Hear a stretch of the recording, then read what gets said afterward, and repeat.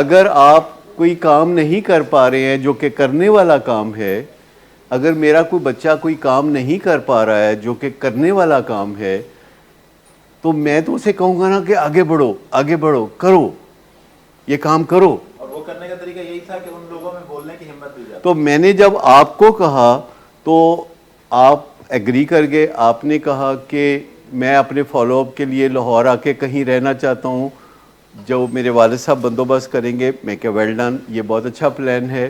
پھر میں نے پوچھا کہ کیا کوئی فیملی ممبر آپ کے ساتھ رہے گا؟ آپ نے کہا نہیں. میں نے کہا کوئی اچھی قسم کا دوست آپ کے ساتھ رہے گا؟ انہوں نے بولا نہیں. میں نے کہا ٹھیک ہے، پھر آپ دیکھ بھال کر کے اپنے بندوبست کریں اور فالو اپ کو آؤٹ ڈور کو آپ اس طریقے سے کیجئے. تو جس پہ ہمارا کنسنسس ہو گیا.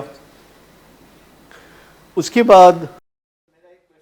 بعد دوسری بات انہوں نے مجھ سے پوچھی کہ کیا یہ 100 دن جو انڈور والے ختم ہونے کے فوری بعد آؤٹ ڈور میں شروع کروں یا پہلے میں اپنے گھر جاؤں، دوستوں احباب سے، رشتہ داروں سے مل کے 4-5 دن میں آ جاؤں؟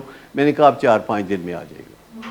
تو یہ کوئی ایسی باتیں نہیں ہیں جو کہ بہت پرائیویٹلی کرنے والی باتیں ہوں. اب آ گئی پرائیویٹلی کرنے والی باتیں. دیکھیں اگر آپ کہتے کہ ہم نہیں کرنا چاہتے تو ہم کوئی اور سجیشن دے دیتے.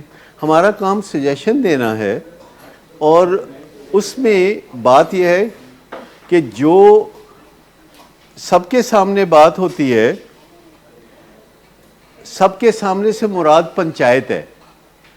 جب بھی کوئی تیسرا، چوتھا، پانچواں، چھٹا شخص موجود ہوتا ہے تو پہلا اور دوسرا شخص جب بات کرتے ہیں تو وہ کوشش کرتے ہیں کہ معقول بات کریں، اور ہمیشہ ویسے کوشش ہوتی ہے لوگوں کی کہ بات دو لوگوں کے درمیان رہے جن میں سے ایک غلط بات کر رہا ہے اور دوسرا برداشت کر رہا ہے.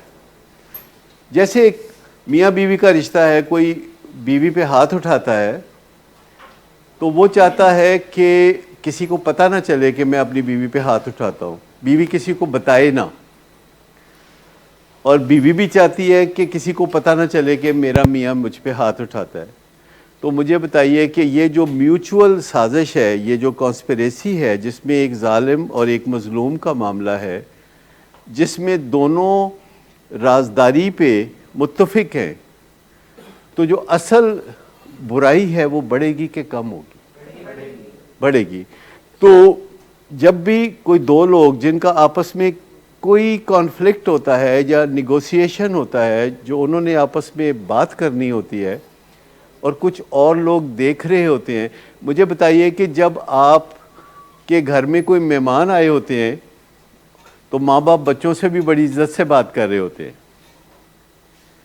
کبھی آپ نے یہ فینومینا دیکھا کہ گھر میں اگر کوئی مہمان آئے ہوئے ہیں تو ماں باپ بچوں کے ساتھ اس طرح فٹے منہ نہیں کرتے جیسے کہ مہمانوں کے بغیر کرتے؟